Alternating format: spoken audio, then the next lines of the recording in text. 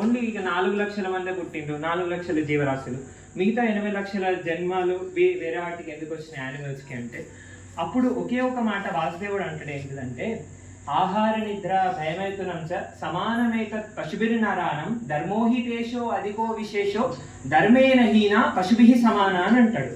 అంటే ఆహారము, నిద్ర, భయము, మైథునము ఇది జంతువుకి ఉంటది, మనిషికి ఉంటది. ఎవడిలో అయితే ధర్మం అనేది ఉంటుందో వాడు మనిషిగా వర్ధిల్లుతాడు ఈ భూమి పైన. ధర్మం నశించిన వాడు జంతువుతో సమానం అని చెప్పిండు. మరి మనిషిగా నారదుని వెళ్ళి అడుగుతాడు, మరి వాసుదేవ, మరి మనిషిగా నువ్వు ధర్మం అని చెప్పినావు, మరి ధర్మం అంటే ఏంటి వాసుదేవ, మరి ఏంటిది అసలు ధర్మం అంటే అని అంటాడు. అప్పుడు మళ్ళీ ఋషులు చెప్తారు, ధర్మస్తు సాక్షాత్ భగవత్ ప్రణీతం అని అంటాడు. అంటే ఏంటిది?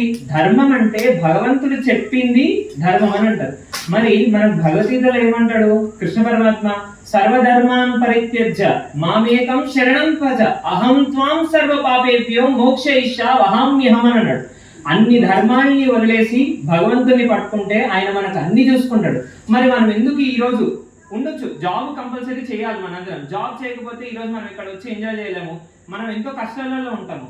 జాబ్ ఎంత ఇంపార్టెంటో, జాబ్ అనేది ఫిజికల్ మెటీరియల్, అందరు గుర్తుపెట్టుకోవాలి మన ప్రతి ఒక్కరం. జాబ్ ఫిజికల్, ఆత్మకి ఖచ్చితంగా దానికి కూడా దాని ఫుడ్ పెట్టాలి. ఆత్మకి ఫుడ్ ఏంటిది అంటే భగవత్ ప్రాప్తి, భగవంతుడి దగ్గరికి మనకు అంటారు లాస్ట్ ముక్తి పొందాలి, లాస్ట్ ముక్తి పొందాలి అని అంటారు. అప్పుడు కృష్ణ పరమాత్మ భగవద్గీతలో చెప్తాడు, ఎవడైతే చివరి క్షణంలో ఏం పలుకుతాడో వాడు అక్కడికి వెళ్తాడు, లేకపోతే ఆ జీవి ఒక శరీరాన్ని తీసుకుంటాడు అని అంటాడు. ఎవరైతే రామకృష్ణ అని చెప్పి మన పెద్దవాళ్ళు మనకు చెప్తుంటారు, దాని అర్థం ఏంటిది? మనం ఎంతసేపు ఉన్నా చాలా లైట్ గా తీసుకున్నాం, ఓ రామకృష్ణ చచ్చేటప్పుడు కదా లాస్ట్ లో అనకపోతానా అనుకుంటాం. కానీ అట్లా ఉండదు. ఎన్నో రోజుల నుంచి ప్రాక్టీస్ చేస్తే గానీ చనిపోయేటప్పుడు నీ నోట్ల నుంచి రామ అనే పదం కానీ కృష్ణ అనే పదం కానీ రాదు. మరి రామ కృష్ణ అనే పదం వస్తే ఏమవుతుంది? శరీరానికి కాదండి ప్రాఫిట్, మనకు ఆత్మకి ప్రాఫిట్. అందుకే ఆది శంకరాచార్యులు కూడా ఇదే శ్లోకాన్ని మనకు చెప్పింది లాస్ట్ కి. శంకరాచార్యులు అంటే శంకర భగవత్పాదులు, శంకర భగవత్పాదులు అంటే సాక్షాత్ శంకరుడు. మరి శంకరుడే ఏం చెప్పిండు? పునరపి జననం పునరపి మనరం పునరపి జనని జఠరేశయని ఇహ సంసారే బహుదూసారే కృపయా పారే పాహి మురారి అని అంటాడు. అంటే ఏంటిది? ఇదంతా జరగాలంటే లాస్ట్ కి ఉంటాడు భజగోవిందం భజగోవిందం అంటాడు. ఈ మనిషి పుడతాడు చచ్చిపోతాడు, పుడతాడు చచ్చిపోతాడు, పుడతాడు చచ్చిపోతాడు. ఎన్నాళ్ళయ్యా ఈ సైకిల్లోనే తిరుగుతూ ఉంటాడు.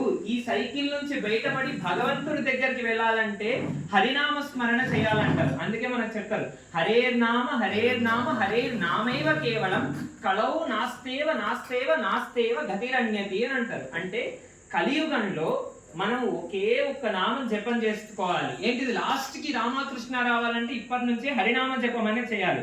ఇది దాదాపు మన కుటుంబంలో చాలా మంది స్టార్ట్ చేశారు అండ్ అందరం కూడా ఖచ్చితంగా చేయాలి. ఎందుకంటే మళ్ళీ మనం ఈ జీవ సైకిల్లోకి రాకుండా భగవంతుడి దగ్గరికి వెళ్ళి ఆ ముక్తి అనేది అందరం పొందాలి. ముక్తి పొందకపోతే మళ్ళీ ఇలా పుడుతూ ఉంటాము. అలా లైఫ్ టైం వేస్ట్ చేయకండి. మీరు అందరూ ఫిజికల్గా కూడా చేయండి, నాట్ ఓన్లీ నేను ఓన్లీ స్పిరిచువల్ చేయమని ఎవరికి చెప్పను. ఆత్మకి ఫుడ్ పెట్టండి, శరీరానికి ఫుడ్ పెట్టండి. మీరు శరీరానికి పౌడర్ వేసి క్రీమ్ పెట్టి ఎట్లా చూసుకుంటున్నారో ఆత్మకి ఫుడ్ ఏంటంటే భగవద్గీత, భాగవతం, దేవి భాగవతం కానీ, భగవంతుడి గురించి చర్చ కానీ, భజన, అనర్థ నివృత్తి, ఇలాంటివన్నీ మనం చేస్తూ ఉంటేనే కానీ ఆ లాస్ట్ క్షణంలో రామకృష్ణ అనే పదం రాదు. ఖచ్చితంగా మన కుటుంబంలో ప్రతి ఒక్కరు కానీ ఇది పాటించి ప్రతిరోజు భగవద్నామ స్మరణ చేయడం కానీ, ఈ చిన్న పుస్తకాలు కానీ ఏదో ఒకటి చదవండి ప్రతిరోజు. చాలా థ్యాంక్ యూ. నామము ఒకే ఒకటి ఏంటిదంటే హరే కృష్ణ కృష్ణ కృష్ణ హరే హరే, హరే రామ రామ రామ హరే హరే. ఇది ఏంటిదంటే పార్వతీదేవి అందరికీ తెలుసు, రోజు విష్ణు సహస్రనామం చాలా మంది వింటూ ఉంటాము. ఏమంటుంది? స్వామి ఇంతమంది 1000 నామాలు చెప్పలేని మన బోటి పిల్లలు అందరూ ఉంటారు, మరి వాళ్ళు ఏం చేయాలంటే శ్రీరామ రామ రామేతి రమే రామే మనోరమే సహస్రనామ తత్తుల్యం రామనామ వరాననే. అంటే ఏంటిది? అందులో రామ రామ రామ అన్నాం, రా అనే అక్షరానికి 1, మాకి 0, 10 × 10 × 10 1000 నామాల్ని చెప్పినట్టు అవుతుందమ్మా అని చెప్పేసి పార్వతీదేవికి శివభగవానుడు చెప్తాడు. మరి కృష్ణ అంటే 4 సార్లు రామ అన్నట్టు. అందుకనే హరే కృష్ణ మంత్రం చాలా ఈజీ, అందరూ చదవచ్చు, ఏ టైంలో అయినా చదువుకోవచ్చు. ఇప్పటి నుంచి స్టార్ట్ చేస్తే కానీ ఆ లాస్ట్ క్షణంలో మనకు అది మైండ్లోకి వచ్చి అది పలుకుతాము. అట్లా ఖచ్చితంగా అందరూ ఇది ఫాలో అవ్వండి. మేము యాక్చువల్గా ఒక క్లాస్లో జాయిన్ అయినాము. ఇది free class, daily morning Guruji morning 4:45కి మంగళారతి ఉంటుంది. మంగళారతి తర్వాత డైలీ ఒక 2 or 3 sentences or 3 paragraphs తీసుకొని భగవంతుడు రాసిన భాగవతం కానీ భగవద్గీత కానీ వీటిలో నుంచి తీసుకొని మనకు ఒక 1 hour దాని గురించి చర్చ జరుగుతుంది.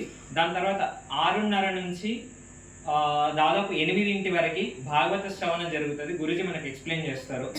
తర్వాత ఒక 5 minutes గురువు గురించి శ్లోకాలు పాడతారు. ఇలా ఉంటుంది.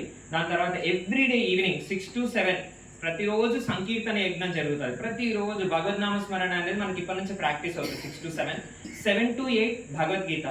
ఇది ఖచ్చితంగా నాన్న కానీ మమ్మల్ని కానీ ఎవరిని అడిగిన ఇక్కడ రాజశేఖర్ మామ వాళ్ళు కానీ సుధాకర్ మామ వాళ్ళు అందరు ఫాలో అవుతున్నాం. విజయలక్ష్మిని కానీ ఎవరినన్నా అడగండి, మేము మీకు లింక్ షేర్ చేస్తాము. దయచేసి మేము వినలేము అనుకుంటే జూమ్ క్లాస్ ఆన్ చేసి స్పీకర్ పెట్టండి. ఏదో ఒక రోజు ఒక్క అక్షరమైన మన మనసులో పడకపోతే చివరి క్షణంలో మన నామా అని అనలేమా అనుకొని ఖచ్చితంగా అందరు వినండి. నేను గ్యారంటీ ఇస్తున్నా, ఖచ్చితంగా మనం అందరం గోలోక బృందావనం ఆ వైకుంఠంలో స్వామివారికి దగ్గరగా ఉండి సేవ చేసే ఒక యోగ్యత మనందరు కలుగుతుంది. హరే కృష్ణ హరే కృష్ణ కృష్ణ కృష్ణ హరే హరే, హరే రామ రామ రామ హరే. ఇంతసేపు నన్ను భరించి విన్నందుకు మీ అందరికీ నా కృతజ్ఞతలు, నా ధన్యవాదాలు. అలాగే ఇక్కడ అందరూ జాయిన్ అవ్వండి. ఎవ్రీడే క్లాస్ విని మీరు అందరూ ఎంజాయ్ చేస్తారనుకుంటున్నా. హరే కృష్ణ. హరి బోల్.